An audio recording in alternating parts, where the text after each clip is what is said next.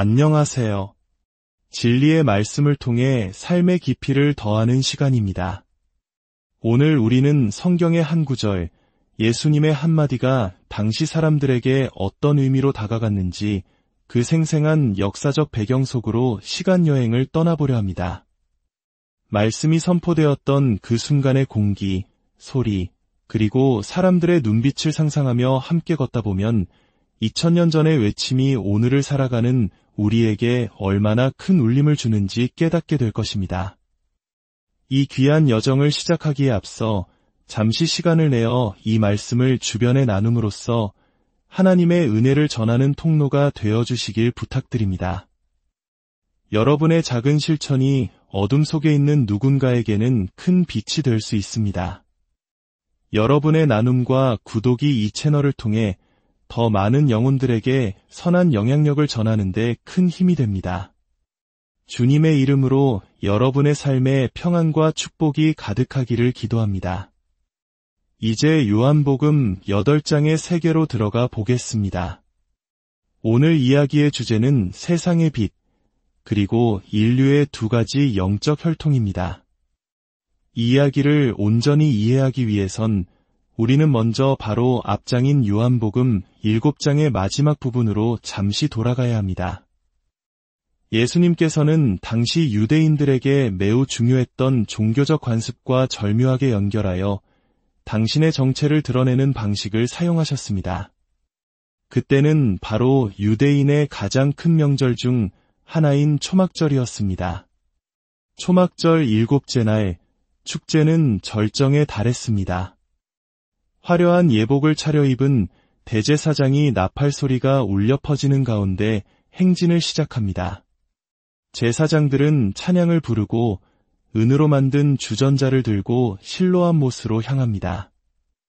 그곳에서 생수를 떠서 성전의 넛제단으로 가져오는 의식을 거행하기 위해서입니다. 이 의식은 단순한 행사가 아니었습니다. 그것은 메시아가 오셔서 이사야서의 예언처럼 마른 땅과 같은 이스라엘 백성의 심령 위에 성령의 생수를 부어주시기를 간절히 바라는 온 민족의 염원이 담긴 기도였습니다. 상상해 보십시오. 수백만 명의 순례객들이 예루살렘에 모여 이 장엄한 광경을 숨죽여 지켜봅니다. 성전벽 위까지 사람들이 가득 차서 제사장의 모든 움직임에 시선을 고정합니다. 대제사장이 제단 앞에 서서 물이 담기는 주전자를 높이 들어 올리는 순간 그 많던 사람들의 함성과 소음이 거짓말처럼 먹고 섬뜩할 정도의 정적이 흐릅니다. 바로 그 순간이 모든 이스라엘 백성이 메시아의 도래를 위해 기도하는 시간이었습니다. 사막에 장미꽃이 피어나듯 메마른 영혼의 성령의 강물이 흐르기를 갈망하는 침묵의 기도였습니다. 바로 그 순간 그 정적을 깨고 예수님께서 자리에서 일어나 외치셨습니다. 아마 수 킬로미터 밖에서도 들릴 만큼 크고 힘찬 목소리였을 것입니다. 누구든지 목마르거든 내게로 와서 마시라. 나를 믿는 자는 성경의 이름과 같이 그 배에서 생수의 강이 흘러나오리라. 예수님께서는 그들이 수백 년간 반복해온 의식의 진정한 의미, 그들이 간절히 기다려온 소망의 실체가 바로 당신 자신임을 선포하신 것입니다. 그들이 기다리던 메시아가 바로 여기 너희 눈앞에 서 있다고 외치신 것입니다. 이제 다시 요한복음 8장으로 돌아옵니다. 가늠한 여인을 용서하신 사건이 지난 후에도 예수님은 여전히 성전에 머물러 계셨습니다. 시간은 흘러 어느덧 해가 저물었습니다. 유대인의 달력에서 하루의 시작은 해가 질 때부터입니다. 즉, 초막절의 7번째 날이 끝나고 거룩한 대회라 불리는 8번째 날, 축제의 마지막 날이 시작된 것입니다. 날은 어두워졌지만 성전의 뜰은 수많은 예배자들로 여전히 인산인해를 이루고 있었습니다. 그리고 해가 지자 초막절의 마지막 밤을 장식하는 어쩌면 물을 붓는 의식보다도 더 중요하고 화려한 행사가 시작되었습니다. 바로 성전의 거대한 촛대에 불을 밝히는 의식입니다. 이 촛대들은 상상을 초월할 만큼 거대했습니다. 불을 밝히면 그 빛이 너무나도 밝아서 예루살렘을 둘러싼 모든 언덕과 온 도시를 대낮처럼 환하게 비추었다고 전해집니다. 이 빛의 축제는 이사야서 49장 6절의 예언을 기념하는 것이었습니다. 하나님께서 장차 오실 메시아에 대해 이렇게 예언하셨습니다. 내가 나의 종이 되어 야곱의 지파들을 일으키며 이스라엘 중에 보전된 자를 돌아오게 할 것은 매우 쉬운 일이라.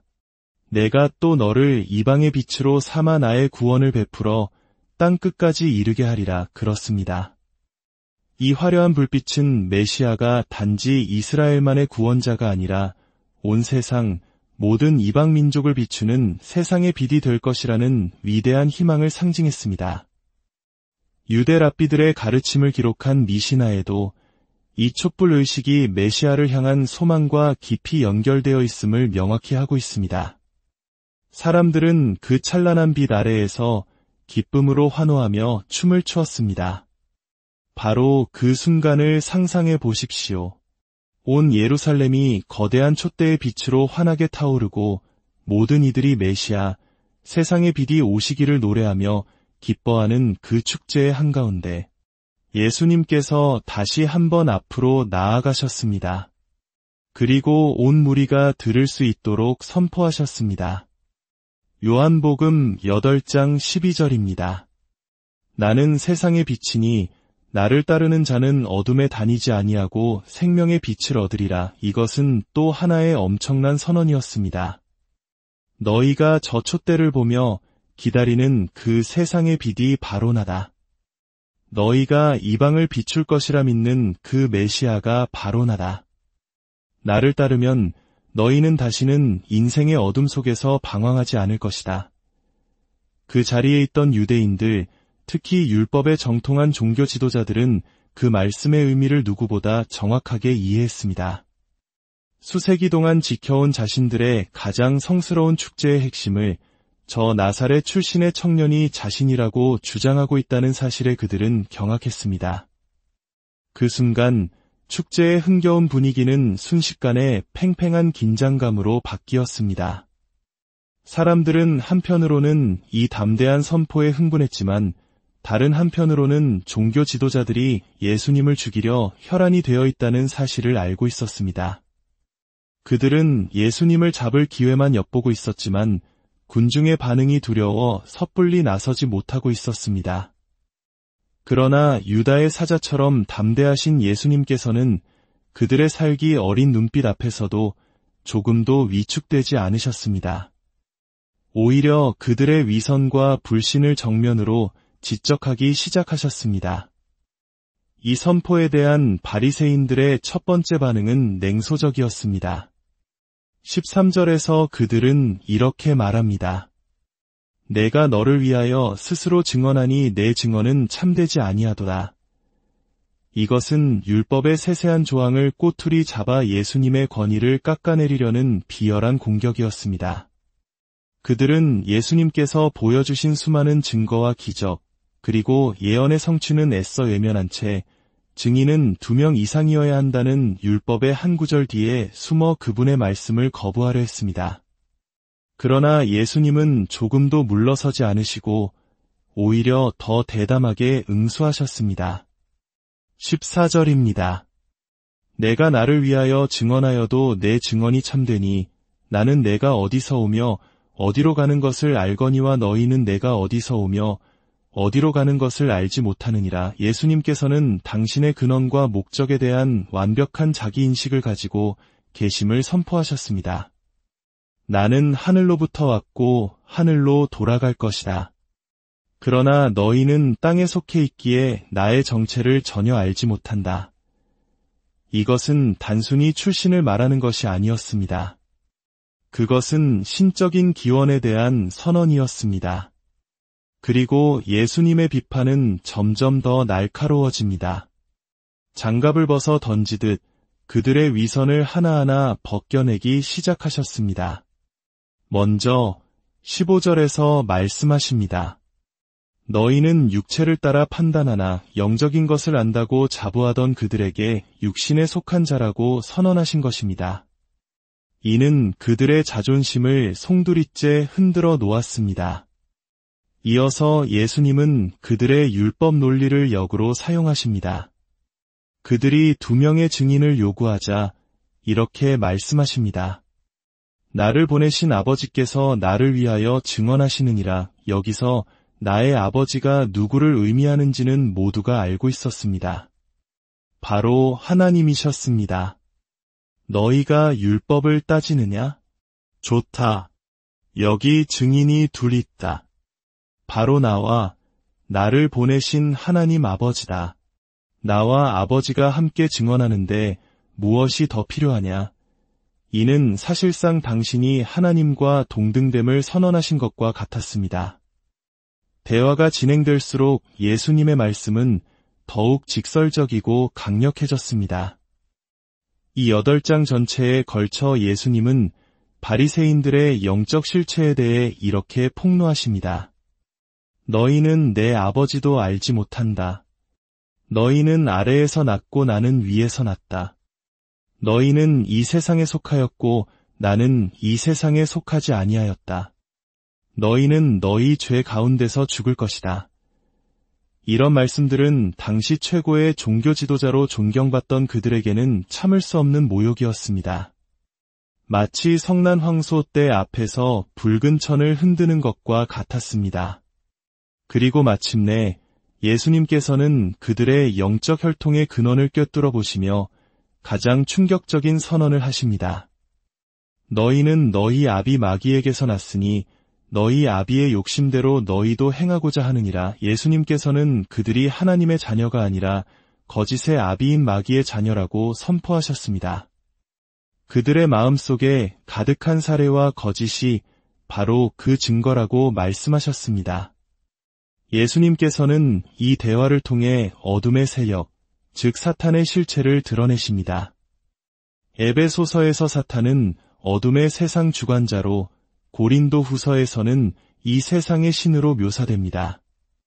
그의 주된 역할은 믿지 않는 자들의 마음을 혼미하게 하여 그리스도의 영광의 복음의 광채가 비치지 못하게 하는 것입니다.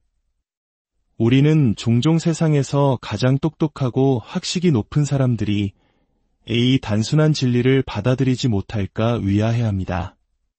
그러나 성경은 그것이 지성의 문제가 아님을 분명히 말합니다. 그것은 영적인 가려짐의 문제입니다. 사탄은 교만과 불신이라는 장막으로 사람들의 눈을 가려 세상에 비치신 예수님을 보지 못하게 합니다. 하지만 감사하게도 하나님께서는 우리에게 선택의지를 주셨습니다. 스스로 길 잃은 죄인임을 인정하고 하나님, 당신이 정말 계시다면 제 마음을 열고 당신을 받아들이고 싶습니다. 라고 겸손히 고백할 때 사탄이 쳐놓은 어둠의 장막은 걷히고 생명의 빛이 우리 안에 들어오게 됩니다. 요한일서 5장 19절은 온 세상은 악한 자 안에 처한 것이라고 말합니다. 시대가 악해질수록 이 말씀은 더욱 현실적으로 다가옵니다. 그리스도를 거부하는 세상의 목소리는 점점 더 거칠어지고 진리를 향한 적대감은 노골적으로 변해갑니다. 이것이 바로 어둠의 세력이 마지막 발악을 하는 모습입니다. 그러나 사랑하는 여러분, 두려워하지 마십시오. 예수님께서는 이미 선포하셨습니다. 나는 세상의 빛이다. 그리고 요한복음 1장은 증언합니다. 빛이 어둠에 비치되 어둠이 깨닫지 못하더라. 여기서 깨닫지 못하더라는 헬라어 원어로는 이겨내지 못하더라, 지 못하더라는 의미를 가집니다. 어둠은 결코 빛을 이길 수 없습니다. 오늘 이 말씀을 듣는 모든 분들의 삶 가운데 세상에 비치신 예수 그리스도의 빛이 가득하기를 소망합니다. 여러분의 마음속 모든 어둠과 혼란, 두려움이 물러가고 하나님께서 주시는 참된 평안과 소망이 강물처럼 넘치시기를 간절히 기도합니다. 당신을 따르는 자는 결코 어둠 속에 다니지 않을 것이라 약속하신 주님의 말씀을 붙잡고 매일 생명의 빛 가운데 승리하는 복된 하루하루가 되시